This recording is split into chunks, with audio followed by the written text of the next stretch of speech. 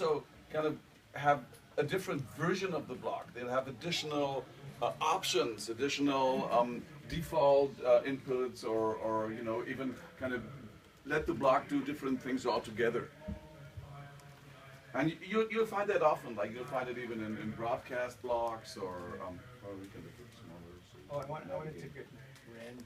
Random. Oh, right, yeah, that's it. So this is an example of a block that has sort of a simple version. So random 10 gives you just random numbers between 1 and 10.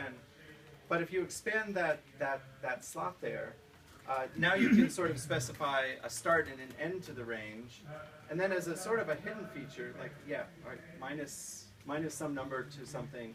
So now it should give you sometimes negative numbers eventually. Yeah, there was a -1.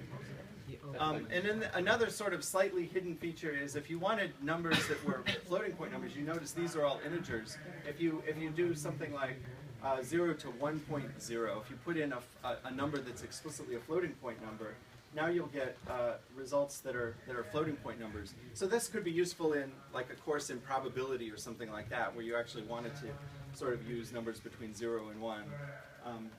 But there's a sort of the simpler case, which is useful for things like, you know, making a dice game where it might be from 1 to 6, or a card game where it might be from 1 to 52.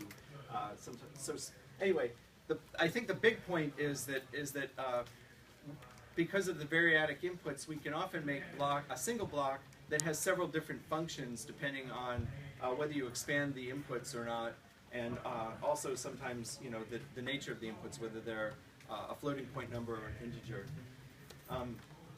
Oh, this is an interesting set of blocks here. Maybe we should talk a little bit about what these are.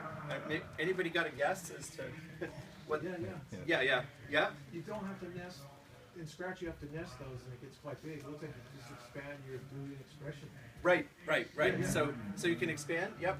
And the other thing is what about those thingies? Boolean.